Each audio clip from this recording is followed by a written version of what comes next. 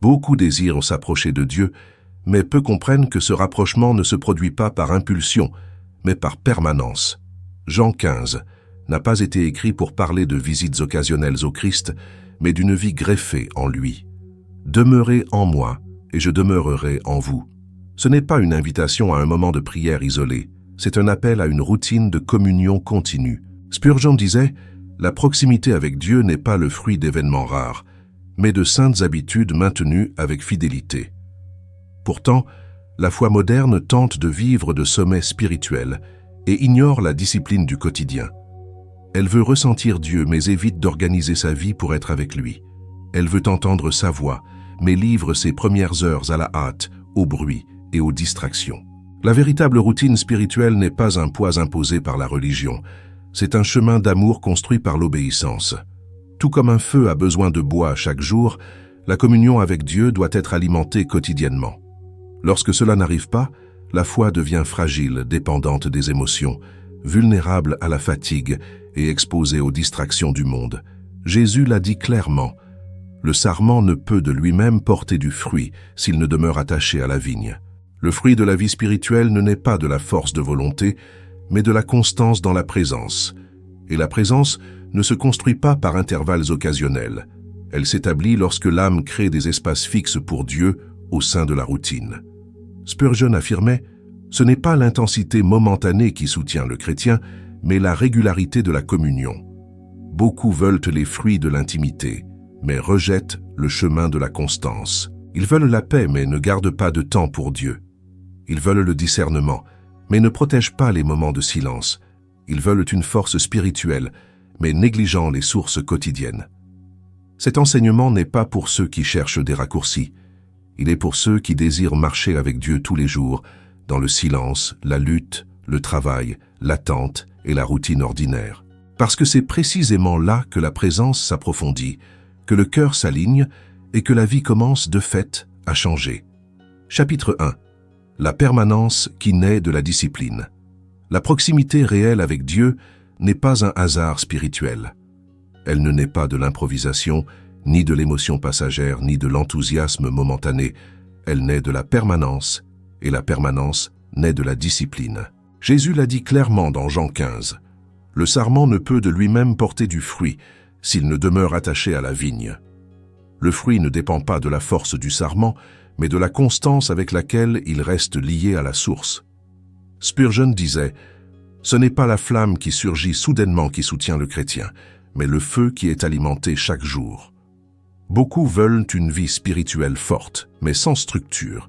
Ils veulent l'intimité avec Dieu, mais sans ordre. Ils veulent ressentir la présence, mais sans protéger le temps de la communion. Le résultat est une foi instable, vulnérable à la fatigue, aux distractions et aux pressions de la vie. La discipline spirituelle n'est pas un poids que Dieu impose à l'homme. C'est un soin que l'homme offre à sa propre âme. Tout comme le corps a besoin de routine pour rester en bonne santé, l'âme a aussi besoin de rythme sain pour ne pas tomber malade spirituellement. Quand il n'y a pas de routine, il y a de l'improvisation. Et quand tout devient improvisation, Dieu passe toujours après. La permanence ne se produit pas par sentiment, mais par décision. Personne ne demeure en Christ uniquement parce qu'il ressent du plaisir chaque jour. Il y a des jours de sécheresse, des jours de hâte, des jours de fatigue, des jours de confusion mentale. Si la communion dépendait seulement de la disposition émotionnelle, elle ne survivrait pas à la routine. C'est pourquoi la discipline intervient comme un fondement silencieux. Même quand le cœur est faible, la décision reste ferme. Spurgeon affirmait « La discipline spirituelle est la clôture qui protège la vigne de l'âme. Sans clôture, la vigne est vulnérable. Sans protection, les distractions envahissent. Sans limite, le monde occupe l'espace qui appartenait à Dieu. La discipline définit les horaires, crée les priorités, établit l'ordre, protège le sacré au sein de la routine ordinaire. La permanence en Christ exige aussi de la régularité. Il ne suffit pas de chercher Dieu de manière intense un jour et de l'oublier les 6 autres. La vie spirituelle ne fonctionne pas par pic, mais par constance. La sève ne coule pas par saccades, elle coule de manière continue. Et le cœur n'est transformé que lorsqu'il y a une cohabitation continue avec la présence de Dieu. L'une des plus grandes tromperies de la foi moderne est de croire que discipline et vie spirituelle sont opposées. Beaucoup disent Je ne veux pas vivre une foi mécanique, mais la discipline n'est pas une mécanisation, c'est l'organisation de l'amour. Tout ce que quelqu'un aime vraiment, il le protège dans son emploi du temps. Il ne le laisse pas pour plus tard. Il crée de l'espace. Il ajuste sa routine. Il dit non à d'autres choses pour garantir le oui principal. Le manque de discipline spirituelle ne révèle pas seulement de la paresse, il révèle une priorité déplacée. Quand quelqu'un dit qu'il n'a pas de temps pour Dieu, il dit en réalité que d'autres choses ont pris la place qui devrait être la sienne. Il y a toujours du temps pour ce qui gouverne le cœur. Il y a toujours de l'énergie pour ce qui est traité comme essentiel. Spurgeon disait « Ce qui n'est pas cultivé dans le silence survivra difficilement dans le bruit ». La routine spirituelle est cette culture silencieuse. C'est la prière simple, mais quotidienne. C'est la parole ouverte, avec régularité. C'est le cœur répandu devant Dieu sans public. C'est le choix de commencer la journée avec le ciel avant d'affronter la terre. Ces choses ne font pas de bruit, mais bâtissent des profondeurs. La permanence qui naît de la discipline apprend aussi aux chrétiens à gérer sa propre instabilité. Car personne n'est spirituel tout le temps au niveau des émotions. Il y a des jours de foi forte et des jours de foi fatigués. Il y a des jours de joie et des jours de pesanteur. La discipline empêche la vie spirituelle de dépendre de ces variations. Elle maintient le lien quand le sentiment fait défaut. Quand la discipline est méprisée, la communion devient fragile. La prière devient éventuelle. La parole devient occasionnelle. La consécration devient l'exception. Et lentement, l'âme s'éloigne sans s'en rendre compte. Il n'y a pas de rupture brusque. Il y a un éloignement progressif. Un jour sans prier devient une semaine. Une semaine devient un mois. Et quand on s'en aperçoit, la vie spirituelle a déjà perdu sa force. Spurgeon affirmait « Il est plus facile de maintenir le feu allumé que de le rallumer après qu'il s'est éteint ». La discipline est précisément cela. Maintenir le feu allumé. Ne pas permettre que la flamme s'éteigne par négligence. Ne pas permettre que la routine engloutisse le sacré. Ne pas permettre que les urgences de la vie étouffent la présence de Dieu. La permanence en Christ n'exige pas la perfection, mais elle exige la fidélité. Elle n'exige pas que tous les jours soient spirituellement intenses, mais elle exige que tous les jours soient spirituellement livrés.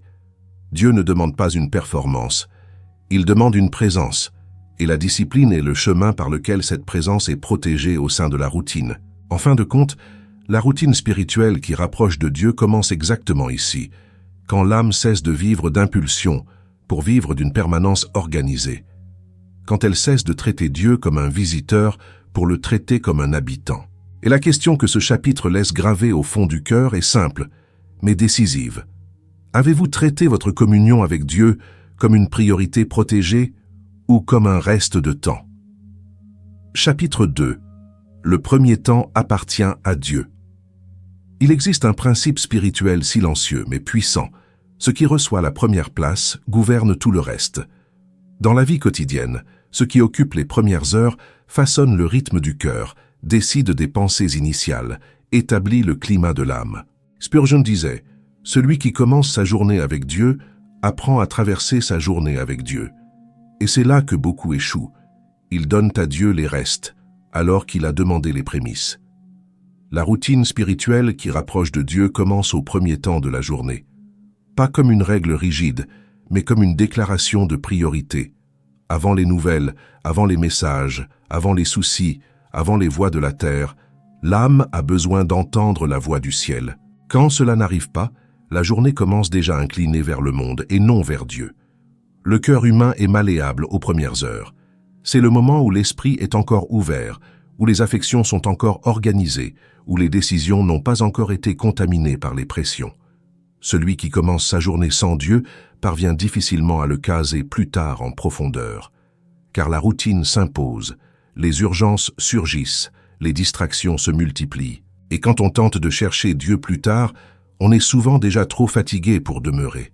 Spurgeon affirmait « Peu de choses révèlent autant la priorité spirituelle de quelqu'un que la manière dont il ouvre sa journée. Ce n'est pas du légalisme, c'est une réalité spirituelle. Tout ce qui vient en premier façonne ce qui vient après. Si le monde entre en premier, il donne le ton. Si Dieu entre en premier, il gouverne le reste. Le premier temps avec Dieu n'a pas besoin d'être long, mais il doit être réel.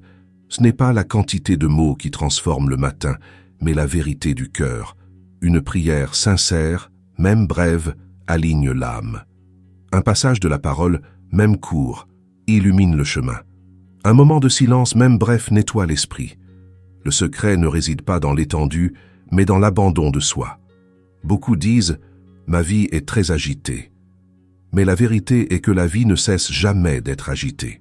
Il y a toujours des tâches, des exigences, des pressions, des engagements. Si quelqu'un n'apprend pas à protéger son premier temps maintenant, il ne le protégera jamais.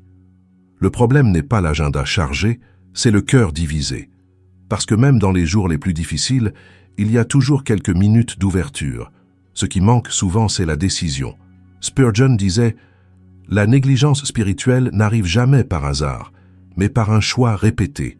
Personne ne s'éveille loin de Dieu du jour au lendemain. Cet éloignement se construit par de petits échanges. Aujourd'hui, j'ai laissé pour plus tard, demain aussi. Après-demain, c'est devenu une habitude. Quand on s'en rend compte, Dieu n'est plus le premier à être consulté, mais le dernier recours. Le premier temps avec Dieu protège aussi l'esprit, parce que les pensées doivent être gouvernées tôt, les émotions doivent être alignées tôt, les intentions doivent être placées devant le Seigneur tôt. Celui qui laisse son esprit vagabonder aux premières heures récolte la confusion pour le reste de la journée. Celui qui consacre tôt marche avec clarté ensuite. La parole de Dieu, lorsqu'elle entre tôt, fonctionne comme un filtre pour tout ce qui viendra après. Elle crible les voies, elle ajuste les désirs, elle corrige les motivations, elle oriente les décisions, elle calme les angoisses avant qu'elles ne grandissent. La prière ne change pas seulement les circonstances, elle change la manière dont on y entre. Spurgeon affirmait « Le chrétien qui néglige la prière matinale résistera difficilement au monde plus tard. » La forteresse de la journée se bâtit aux premières heures. Les batailles visibles de l'après-midi se gagnent dans le secret du matin. Celui qui ne s'arme pas au début combat désarmé ensuite. Et beaucoup tombent, non par manque de foi, mais par manque de préparation spirituelle quotidienne. Le premier temps avec Dieu éduque aussi le cœur à la dépendance. Il rappelle à l'âme dès l'aube que personne ne gouverne sa propre vie, que tout doit être placé entre les mains du Seigneur, que les décisions ne doivent pas être prises seules, que la journée n'appartient pas aux engagements, elle appartient à Dieu. Et celui qui apprend cela tôt vit le reste du jour avec moins d'anxiété et plus de crainte de Dieu. Ce premier temps peut prendre différentes formes. Prière en silence, lecture des Écritures, écoute révérencieuse, un chant simple, une remise de soi sincère. Le format n'est pas le principal. Le principal est de savoir qui occupe la place d'honneur. Car là où Dieu est honoré au début, il gouverne jusqu'à la fin. La routine spirituelle qui rapproche de Dieu commence quand l'âme apprend à dire « Avant toute chose, j'appartiens au Seigneur ». Et cette déclaration n'est pas faite seulement avec des mots, mais avec du temps mis à part, une attention offerte, un cœur ouvert. En fin de compte, le premier temps de la journée révèle une vérité simple. Celui qui est le premier à être écouté gouverne la direction du cœur. Et la question que ce chapitre laisse résonner au fond de vous est directe. Qui a été le premier à vous parler chaque matin, Dieu ou le monde? Chapitre 3. La parole qui organise l'âme. Aucune routine spirituelle ne reste vivante longtemps si la parole de Dieu n'en occupe pas le centre. Il est possible d'avoir des habitudes religieuses, des horaires définis, des moments de prière. Mais, sans l'écriture gouvernant le cœur, tout devient fragile. Spurgeon disait « Un cœur loin de la Bible ne restera jamais près de Dieu très longtemps. La parole n'est pas seulement un complément de la vie spirituelle, elle en est l'axe. La routine qui rapproche de Dieu n'est pas seulement construite sur des sentiments, mais sur la vérité. Les émotions oscillent, les dispositions changent, les circonstances varient. La parole, cependant, demeure. Elle est le nord quand les vents tournent. Elle est l'encre quand l'âme s'agite. Elle est la lampe quand le chemin s'obscurcit. Une routine sans écriture est une routine sans direction. Beaucoup lisent la Bible de manière précipitée, comme quelqu'un qui accomplit une tâche. Ils ouvrent, parcourent rapidement des yeux, ferment et continuent leur journée. Mais la parole n'a pas été donnée seulement pour passer sous les yeux. Elle a été donnée pour organiser l'âme. Elle confronte les pensées torses. Elle désaligne l'orgueil. elle corrige les affections. Elle ramène le cœur dans l'axe du royaume. Spurgeon affirmait « Quand la Bible cesse de façonner l'esprit, le monde assume ce rôle immédiatement. » Il n'y a pas de vide dans ce domaine. Soit la parole gouverne les pensées, soit les voix du monde le feront. Nouvelles, réseaux, opinions, pressions, comparaisons, tout cela se dispute l'espace au sein de la conscience. Et celui qui ne permet pas à l'écriture de régner tôt sera gouverné par d'autres récits ensuite. La parole de Dieu doit être reçue avec permanence, non par une consommation rapide.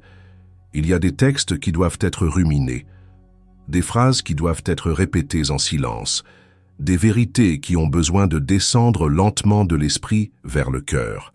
Celui qui traite la Bible seulement comme une source d'information expérimentera difficilement son pouvoir de transformation. Lire la parole quotidiennement n'est pas un rituel vide, c'est un acte de reddition. C'est dire chaque jour « Aujourd'hui, je ne vivrai pas seulement par ma logique, mais par la vérité de Dieu ». Cela protège le cœur contre de nombreuses chutes invisibles. Beaucoup de dérives morales commencent par des dérives de pensée. Quand l'esprit cesse d'être lavé par la parole, les affections se contaminent peu après. Spurgeon disait « La Bible rangée sur l'étagère ne garde personne du péché. La parole doit être à l'intérieur, active, vivante, présente. Elle doit être rappelée dans les décisions. Elle doit résonner dans les tentations. Elle doit être mémorisée dans les conflits. Elle doit orienter quand les émotions crient plus fort que la conscience. La routine spirituelle qui rapproche de Dieu inclut un engagement simple mais transformateur. Ne pas laisser passer un seul jour sans permettre à la parole de parler en premier et le plus fort. Peu importe qu'il y ait beaucoup ou peu de versets. Ce qui importe, c'est que le cœur soit ouvert, enseignable, rendu. Jésus n'a pas dit « visitez ma parole », mais « demeurez ». Et cela s'applique aussi à l'écriture.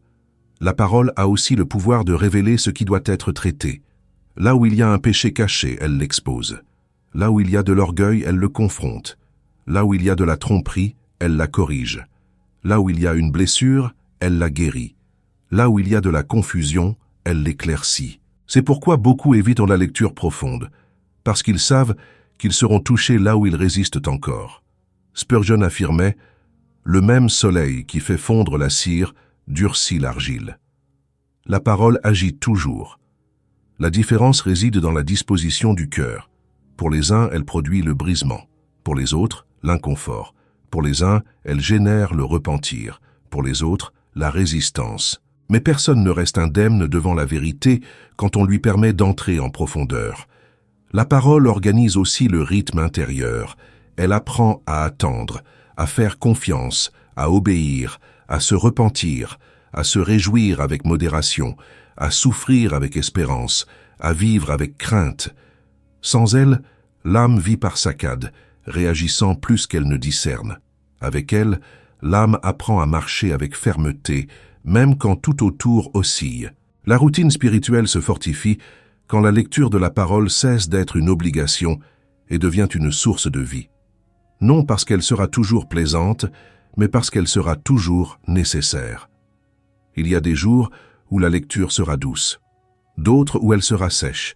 Certains jours, elle sera consolatrice, d'autres, elle sera confrontante, mais chaque jour, elle sera un aliment. En fin de compte, la parole est le lieu où Dieu a choisi de parler de manière constante. Celui qui ne valorise pas ce lieu aura beaucoup de difficultés à discerner la voix du Seigneur au quotidien. C'est dans l'Écriture que le cœur apprend le ton de la voix de Dieu. Et quand il apprend ce ton, il le reconnaît dans toutes les questions de la vie. La question que ce chapitre laisse gravée au fond du cœur est inévitable. La parole de Dieu a-t-elle organisé vos pensées? Ou a-t-elle seulement occupé un petit espace occasionnel dans votre routine? Chapitre 4. La prière qui soutient la permanence. Si la parole organise l'âme, la prière soutient la permanence. Il n'existe pas de routine spirituelle vivante sans une vie de prière réelle. Il peut y avoir de la connaissance, de la lecture biblique, de la discipline extérieure, mais sans prière, tout se transforme en structure vide. Spurgeon disait « La prière est le souffle de l'âme. Quand elle s'arrête, la vie spirituelle commence à étouffer. » La communion avec Dieu ne survit pas seulement grâce à l'information. Elle a besoin d'une relation. La prière n'est pas un accessoire de la vie chrétienne. Elle est l'oxygène même de la foi. C'est dans la prière que l'âme confesse sa dépendance. C'est là que le cœur se plie. C'est là que la volonté est alignée. C'est là que le poids est remis. C'est là que la grâce est cherchée. Celui qui néglige la prière peut continuer à marcher un certain temps, mais il s'apercevra vite qu'il avance à la force de son propre bras. La routine qui rapproche de Dieu n'exige pas des prières longues et éloquentes chaque jour, mais elle exige des prières sincères et constantes. Le problème de beaucoup n'est pas le manque de mots, c'est le manque de vérité. Ils parlent beaucoup mais s'exposent peu. Ils demandent beaucoup mais se livrent peu. Ils crient pour des réponses, mais résistent à la transformation. La prière qui soutient la permanence est celle où l'âme se présente sans masque. Spurgeon affirmait « Dieu n'est pas impressionné par le volume de la prière, mais par le poids du cœur devant lui ». Souvent, une prière courte mais vraie émeut plus le ciel que de longs discours vides. Un gémissement sincère, un repentir profond, un abandon silencieux en disent souvent plus que des mots bien organisés.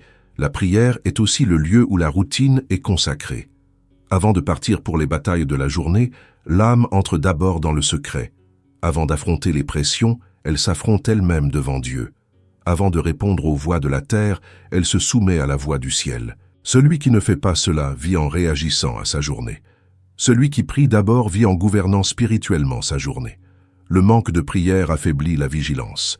Et là où la vigilance s'affaiblit, la tentation trouve de l'espace. Spurgeon disait « Tout chrétien qui tombe dans un péché grave est d'abord tombé à genoux, dans son manque de prière.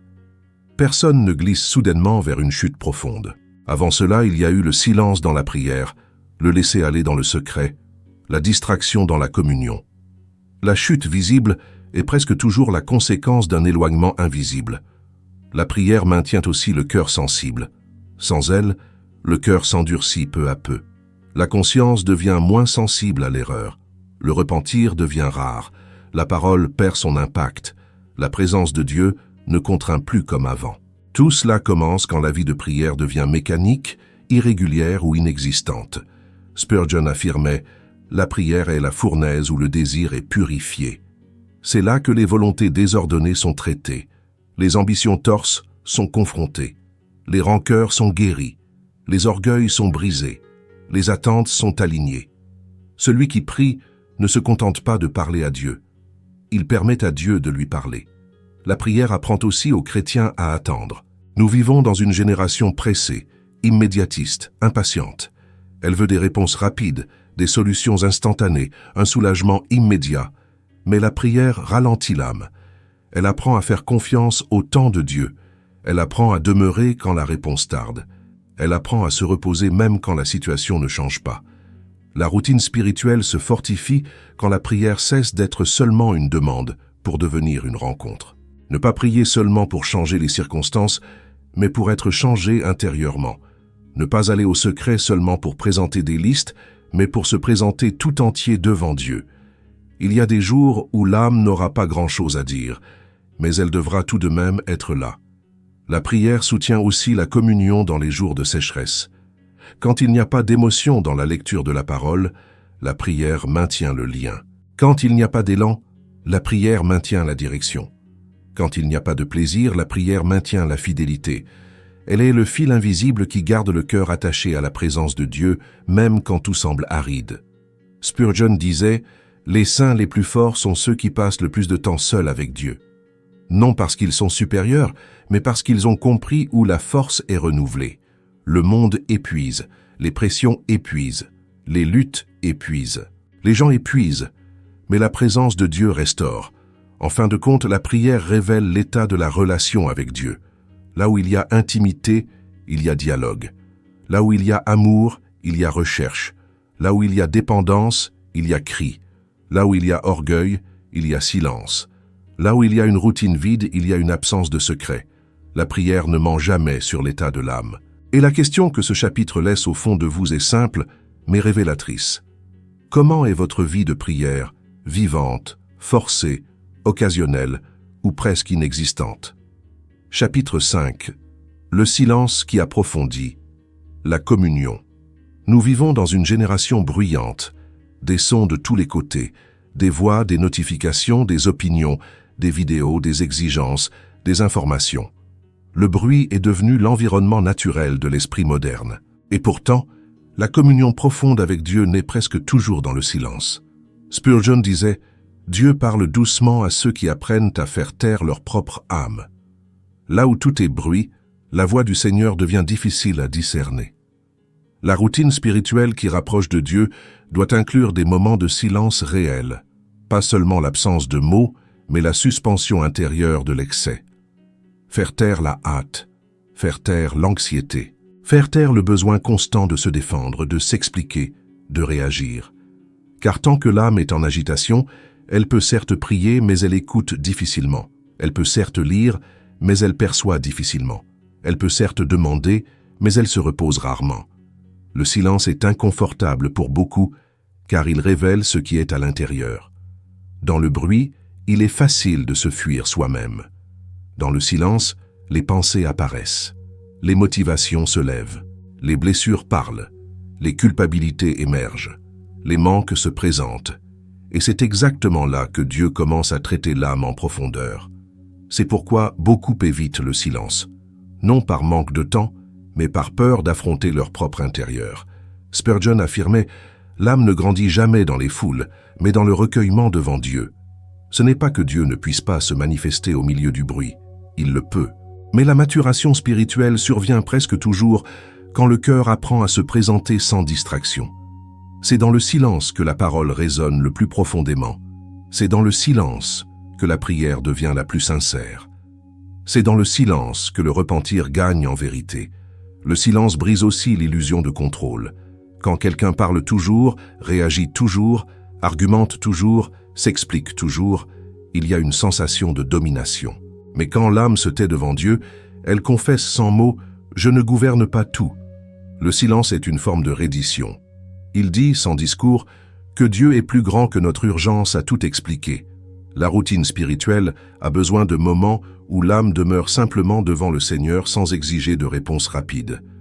Demeurer sans agenda, demeurer sans liste, demeurer sans discours, simplement être. Cela éduque le cœur pour la dépendance véritable. Non pas la dépendance de ce que Dieu fait, mais de qui Dieu est. Spurgeon disait « Il y a des œuvres de Dieu qui ne surviennent que lorsque la créature se tait. Car tant que nous parlons trop, organisons trop, contrôlons trop, l'action de l'esprit rencontre une résistance. Le silence affaiblit l'ego. Il réduit le besoin de reconnaissance. Il diminue l'anxiété pour des résultats rapides. Il place l'âme dans la position d'apprenti et non de protagoniste. Le silence guérit aussi. Beaucoup de douleurs ne sont pas guéries par des arguments, mais par la présence. L'âme fatiguée n'a pas toujours besoin d'explications. Elle a besoin de repos. Et le repos spirituel naît quand les guerres intérieures cessent, ne serait-ce que quelques minutes. Dans le silence, l'âme arrête de lutter avec elle-même, et quand elle arrête de lutter, elle commence à être restaurée. La routine sans silence devient une routine d'activisme. Beaucoup de faire, peu d'être. Beaucoup de parler de Dieu, peu d'être avec Dieu. Beaucoup de servir, peu de contemplation. Et cela, avec le temps, épuise même les plus fervents. Mais quand le silence est préservé, même les jours les plus lourds trouvent un souffle. Le silence purifie aussi les motivations. Quand l'âme est seule devant Dieu, sans public, sans attente de retour visible, sans applaudissements, sans reconnaissance, elle révèle ce qu'elle cherche réellement. Si elle cherche la présence, elle demeurera. Si elle ne cherche qu'une consolation rapide, elle sera frustrée. Si elle ne cherche que des réponses, elle s'inquiétera. Mais si elle cherche Dieu pour qui il est, elle trouvera le repos. Spurgeon affirmait « C'est dans le secret que Dieu sépare ceux qui l'aiment de ceux qui ne font que l'utiliser. » Dans le silence, on ne peut pas impressionner, on ne peut pas feindre, on ne peut pas performer.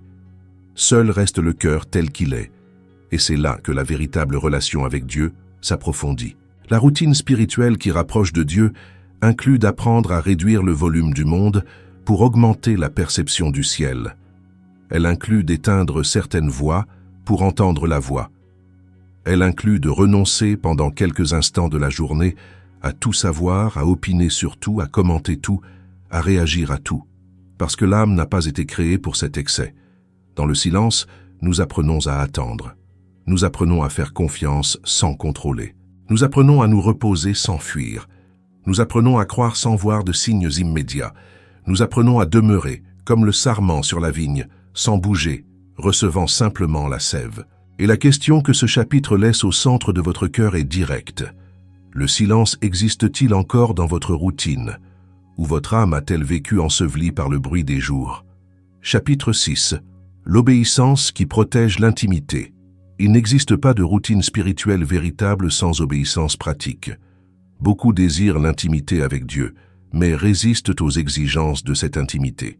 Ils veulent la proximité sans le renoncement, la communion sans la soumission, la présence sans la transformation. Mais Spurgeon disait « Toute désobéissance consciente est un éloignement volontaire de la présence de Dieu. » L'obéissance ne crée pas le salut, mais elle protège la communion. La routine qui rapproche de Dieu n'est pas faite seulement de prières, de lectures, de silence et de discipline. Elle est soutenue par des décisions quotidiennes d'obéir quand c'est difficile, quand cela fait mal, quand cela contrarie la volonté propre. Parce que l'intimité ne se construit pas seulement dans le secret, mais aussi dans les choix faits au grand jour. Obéir est une forme d'adoration, bien plus profonde que des mots, des chants ou des émotions. L'obéissance, c'est dire par sa propre vie « Tu es Seigneur et pas seulement Sauveur ». Tant que quelqu'un choisit ce à quoi il souhaite obéir, Christ ne gouverne pas encore pleinement. Là où le gouvernement est divisé, la communion devient instable. Spurgeon affirmait « La vraie foi ne demande jamais s'il faut obéir, mais seulement comment mieux obéir. » L'âme qui vit en négociant avec la vérité commence, sans s'en rendre compte, à s'affaiblir spirituellement. De petites concessions sont acceptées, de petits écarts sont tolérés, de petites excuses sont construites, et lentement, la routine spirituelle perd sa force, sans que la personne ne perçoive clairement quand cela a commencé. L'obéissance révèle aussi le niveau d'amour. Jésus a dit dans Jean 15 que celui qui demeure en lui garde ses commandements. Permanence et obéissance ne marchent pas séparément. Là où il n'y a pas de désir d'obéir, il n'y a pas de véritable permanence. Il peut y avoir de l'émotion, de l'activité, voire un engagement religieux, mais pas de communion profonde. La routine spirituelle est fortifiée quand la conscience reste pure, et la conscience ne reste pure que lorsque l'obéissance est traitée avec sérieux. Un péché non confessé crée de la distance, une désobéissance tolérée crée de la pesanteur, des vérités ignorées créent de l'endurcissement. On ne peut chanter avec liberté quand le cœur est chargé. On ne peut prier avec légèreté quand la conscience est inquiète. Spurgeon disait, avant de demander de nouvelles bénédictions, examinez s'il y a d'anciennes obéissances en suspens. Beaucoup de prières ne trouvent pas de réponse, non par manque de puissance en Dieu, mais par résistance chez l'homme. Le ciel reste ouvert, mais le cœur est fermé dans un certain domaine. Et Dieu ne force pas les portes, il attend qu'elles soient ouvertes. Obéir exige aussi du courage. Dans de nombreux moments, obéir signifiera être en minorité. Cela signifiera dire non quand tout le monde dit oui. Cela signifiera renoncer à des avantages. Cela signifiera perdre des applaudissements. Cela signifiera paraître étrange. Mais l'obéissance préserve toujours quelque chose de plus précieux que n'importe quelle approbation humaine. La présence de Dieu sans barrière. La routine spirituelle qui rapproche de Dieu n'est pas construite sur de grands actes héroïques, mais sur de petites fidélités.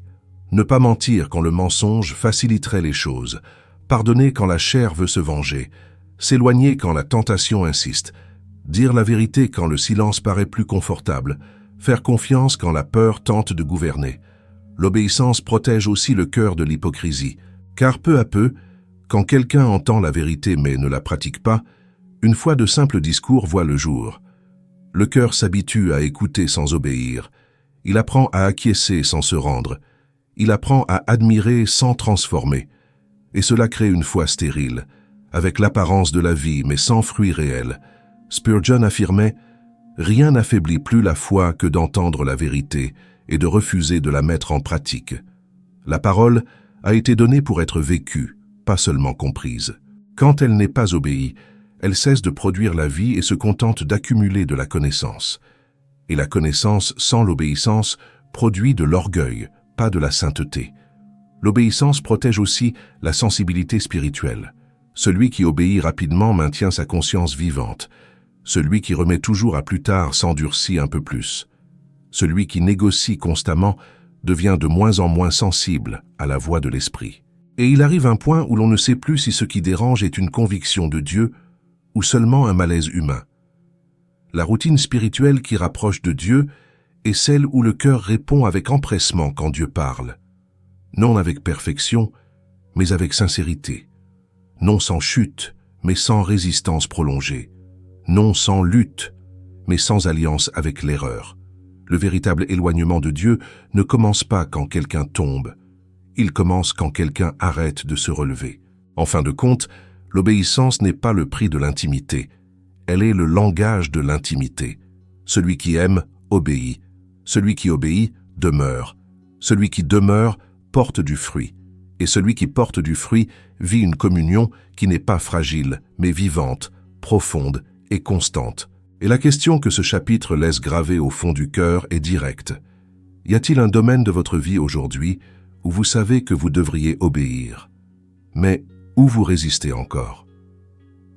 Chapitre 7. La permanence qui produit du fruit. Tout ce qui a été dit jusqu'ici, discipline, premier temps, parole, prière, silence et obéissance, converge vers une vérité spirituelle unique, la routine qui rapproche de Dieu et la routine de la permanence. Jean 15 n'est pas seulement une belle métaphore, c'est une révélation du mode de fonctionnement réel de la vie spirituelle. Le sarment ne crée pas la vie, il demeure simplement. Et en demeurant, il reçoit la sève. En recevant la sève, il produit du fruit. La grande erreur de nombreux chrétiens est de tenter de produire des fruits avant d'apprendre à demeurer. Ils tentent de vaincre des péchés sans cultiver la communion. Ils tentent de grandir spirituellement sans approfondir leurs racines. Ils tentent de servir sans d'abord apprendre à être avec Christ. Le résultat, presque toujours, est la fatigue, la frustration et une foi instable. Mais Jésus a été clair. Sans moi, vous ne pouvez rien faire. Rien de durable, rien de vivant, rien de vrai. Spurgeon disait « Toute la force du chrétien réside dans sa proximité avec Christ. Éloigné de lui, même le plus zélé s'affaiblit. » La permanence n'est pas un ornement de la foi. Elle en est la source. C'est d'elle que naissent la patience dans les luttes, la fermeté dans les tentations, la douceur dans les offenses, la persévérance dans les jours secs et la gratitude dans les bons jours. La permanence révèle aussi que la vie chrétienne véritable n'est pas soutenue par des pressions externes, mais par des liens internes. Il y a des gens qui vivent correctement seulement par peur du châtiment, par obligation religieuse ou par pression de leur environnement. Mais quand ces pressions disparaissent, la foi s'effondre. La permanence en Christ crée un autre type de soutien, l'amour qui lie et non la peur qui oblige. Quand la permanence devient une habitude, la routine cesse d'être un poids et devient un chemin. La prière cesse d'être une tâche et devient un souffle. La parole cesse d'être un devoir et devient un aliment. L'obéissance cesse d'être un fardeau et devient une expression d'amour. Le silence cesse d'être inconfortable et devient un abri. Tout change quand la relation avec Dieu devient organique et pas seulement fonctionnelle. Spurgeon affirmait « Le chrétien qui marche près de Dieu n'a pas besoin d'être poussé pour produire des fruits. Le fruit naît naturellement. » Le fruit ne naît pas de la force du bras mais de la santé de la racine. Là où il y a une racine profonde, il y a de la stabilité. Là où il y a de la stabilité, il y a de la croissance. Là où il y a de la croissance, il y a du fruit. Et là où il y a du fruit, Dieu est glorifié. La permanence change aussi la façon dont nous gérons nos chutes. Celui qui ne demeure pas a l'habitude de tout abandonner quand il tombe. Mais celui qui demeure apprend à courir vers Christ. Il ne s'éloigne pas par honte. Il s'approche par repentir. Il ne s'isole pas par culpabilité. Il se jette dans la grâce. Il ne se perd pas dans l'erreur. Il se retrouve dans le pardon. Demeurer, ce n'est pas ne pas tomber. C'est ne jamais accepter de rester loin quand on tombe. La routine spirituelle qui rapproche de Dieu ne promet pas une vie sans lutte, mais elle garantit une vie accompagnée. Et il y a une différence infinie entre lutter seul et lutter dans la présence de Christ. Il y a des douleurs qui deviennent moins destructrices quand elles sont traversées avec lui. Il y a des pertes qui ne détruisent pas quand elles sont vécues avec lui. Il y a des processus qui n'écrasent pas quand ils sont conduits par lui. Spurgeon disait « La présence de Christ ne change pas toutes les circonstances, mais elle change complètement l'homme au milieu d'elle. » Et c'est là le plus grand miracle de la permanence. Le monde peut rester difficile, mais le cœur n'est plus le même. La lutte peut continuer, mais l'âme ne lutte pas seule. La nuit peut être longue, mais l'espérance ne s'éteint pas. La permanence redéfinit aussi le sens de la vie. Celui qui demeure en Christ cesse de vivre seulement pour survivre. Il commence à vivre pour fructifier. Il cesse de vivre en fonction seulement de ce qu'il doit résoudre. Il commence à vivre en fonction de la gloire de Dieu manifestée dans chaque petit détail du quotidien. La table devient un autel. Le travail devient un champ de mission. Le foyer devient un lieu de grâce. La douleur devient une école. L'attente devient confiance. En fin de compte, la routine spirituelle qui rapproche de Dieu n'est pas construite par de grands exploits publics, mais par de petites fidélités invisibles. Personne n'applaudit celui qui prie en secret. Personne ne célèbre celui qui résiste à la tentation en silence. Personne ne voit celui qui pleure seul devant Dieu, mais c'est précisément dans ces lieux cachés que le cœur est façonné, que le caractère est purifié et que l'intimité avec Christ est approfondie. Spurgeon affirmait « Dieu bâtit ses serviteurs dans l'ombre avant de les utiliser dans le visible. C'est pourquoi toute routine spirituelle véritable est une construction silencieuse, lente, profonde, réelle, sans public, sans raccourci, sans spectacle, seulement la permanence. » Et la grande question par laquelle ce message se conclut n'est pas de savoir si vous croyez en Dieu, ce n'est pas de savoir si vous fréquentez une église, ce n'est pas de savoir si vous connaissez des doctrines. La question finale est celle-ci. Avez-vous seulement visité Jésus ou êtes-vous réellement demeuré en lui tous les jours? Parce que c'est seulement dans la permanence que la vie change. C'est seulement dans la permanence que le fruit naît. Et c'est seulement dans la permanence que la communion cesse d'être une théorie pour devenir la vie. Si ce message a parlé à votre cœur, ne permettez pas qu'il se termine simplement comme une vidéo. La routine qui rapproche de Dieu commence par une décision aujourd'hui. Abonnez-vous maintenant à la chaîne L'École du Prince et continuez à grandir dans la présence de Christ, en profondeur, en constance et en crainte de Dieu. Ici, vous trouverez d'autres enseignements qui fortifieront votre foi, aligneront votre vie avec la parole et vous conduiront à une communion réelle avec Dieu. Découvrez aussi les autres vidéos de la chaîne et continuez à avancer dans cette marche avec Jésus. Que votre routine soit marquée par sa présence et que votre vie produise des fruits pour la gloire de Dieu.